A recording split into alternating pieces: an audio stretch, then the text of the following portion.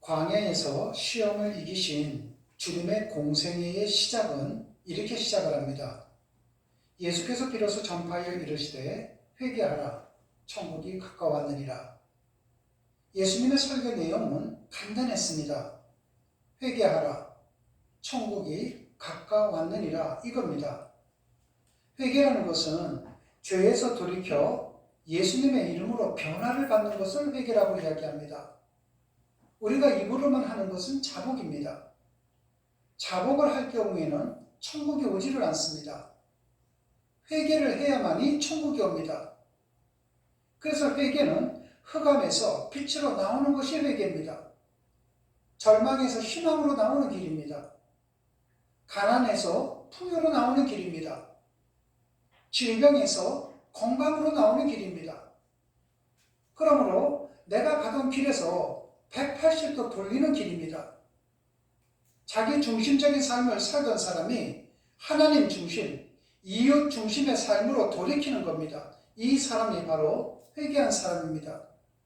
그렇다면 우리는 왜 회개를 해야만 합니까? 이유는 간단합니다. 주님의 명령이기 때문입니다. 물질적인 복도 중요하고 병 고침 받는 것도 중요하지만 더 중요한 것은 회개입니다. 회개하는 자에게 세례가 베풀어집니다. 세례가 뭡니까? 우리 주님과 연합해서 젖과 꿀이 흐르는 가나안 땅을 가는 겁니다. 그저 내가 잘못한 것을 통회하는 것이 아니라 내가 회개하고 세례를 받는다는 것은 우리 주님께서 본격적으로 나와 동행해 준다는 것입니다. 그분이 나와 동행을 하면서 내 앞에 여리고와 같은 문제가 있다면 주님이 해결해 주시는 것이죠. 홍해와 같은 문제가 있을 때 주님께서는 그 문제를 갈라주십니다. 홍해가 죽을 병이 걸렸다 할지라도 나와 동행하시는 주님께서는 모든 권세를 다 갖고 계시기에 고쳐주는 것입니다. 회개하는 자에게는 이처럼 진리가 임하게 되어 있습니다. 또 하나의 회개하는 이유는 천국이 가까웠기 때문입니다. 이것은 메시아가 지금 왔다는 거잖아요. 구세주가 지금 여기에 있다는 것입니다. 여러분이 사는 과정 속에서 구세주가 얼마나 필요합니까?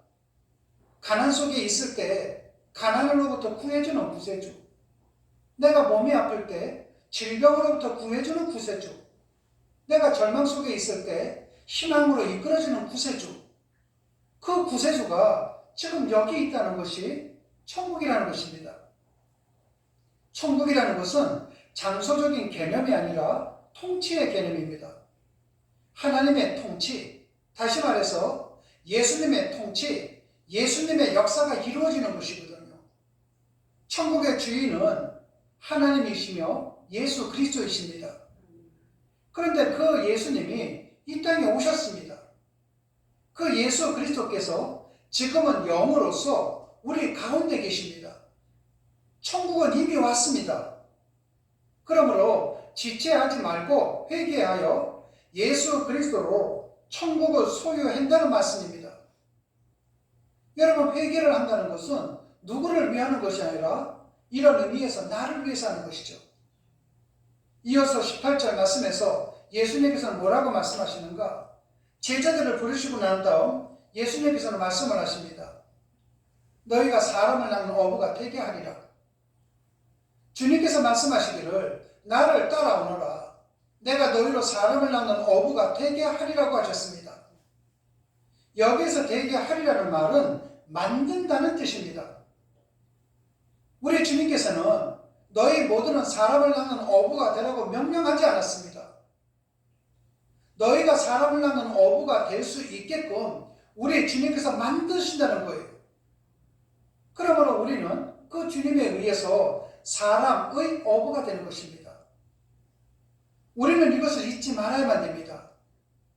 주님께서는 내게 이미 가진 바의 소질을 주셨고 이미 주신 경험이 있습니다. 살다 보면은 행복했을 때의 경험, 불행했을 때의 경험, 건강했을 때의 경험, 아팠을 때의 경험, 또한 우리 주님께서는 각자에게 주신 달란트가 있습니다. 이 모든 것을 우리가 생각할 때 유분리를 떠나서 우리 주님께서는 쓰신다는 것입니다. 나에게는 가진 직업도 있고, 나에게는 가진 소질도 있고, 내가 가진 탤런트도 있는데 우리 주님께서는 그거를 쓰신다는 것입니다. 그것을 쓰시면서 우리를 사람의 어부가 될 수 있게끔 만들어 주신다는 것입니다. 그러므로 선생이라면 선생으로, 법관이라면 법관으로, 농사꾼은 농사 짓는 것으로, 가정부는 가정부로서 있는 처지 그대로 두고 방법은 여전한 가운데 사람을 낳는 그 일에 종사하게 한다는 것입니다. 가정부가 모든 걸 다 팽개치고 사람을 낳는 어부가 되어서는 안 됩니다. 직장인이 직장의 모든 일을 다 팽개치고 전도를 하면 안 됩니다. 내가 어떤 분야에 있든지 그 분야에서 최선을 다하고 난 다음 그 다음 남는 시간 속에서 사람을 낳는 어부로서 우리는 그 길을 걸어가야 된다는 것입니다. 이 모든 것은 전적으로 주님께서 주도하심으로 역사하신다는 것입니다. 그러므로 달리 선택의 여지가 없습니다. 그러기에 이제부터는 나는 배운 것이 없기 때문에 안 됩니다.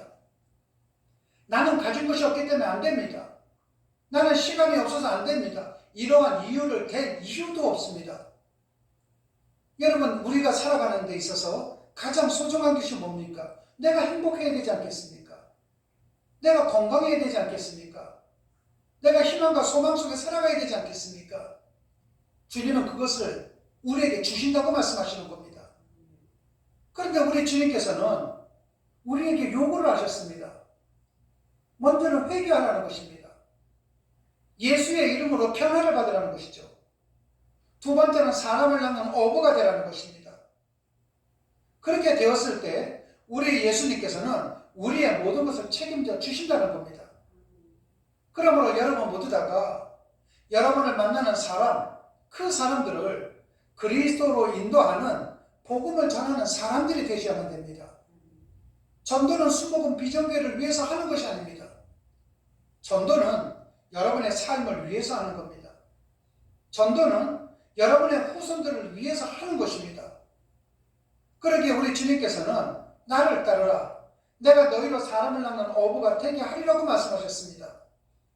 저는 여러분 모두 다가 그 누구를 위해서가 아니라 나와 내 가족을 위해서, 내 이웃을 위해서, 이 사회를 위해서 오늘 이 시간 이후서부터 예수의 이름으로 변화받는 참 회개의 사람이 되시고 사람을 낳는 어부가 되심으로 인해 많은 사람들이 여러분을 인해서 예수 그리스도를 인격적으로 만나게 되는 놀라운 역사가 있기를 주님의 이름으로 축원합니다. 기도하시겠습니다. 사랑의 주님, 참으로 고맙고 감사합니다. 사람 낳는 어부로 부르시고 되게 하시겠다고 쓰시겠다고 부르신 것에 대해 정말로 감사를 드립니다.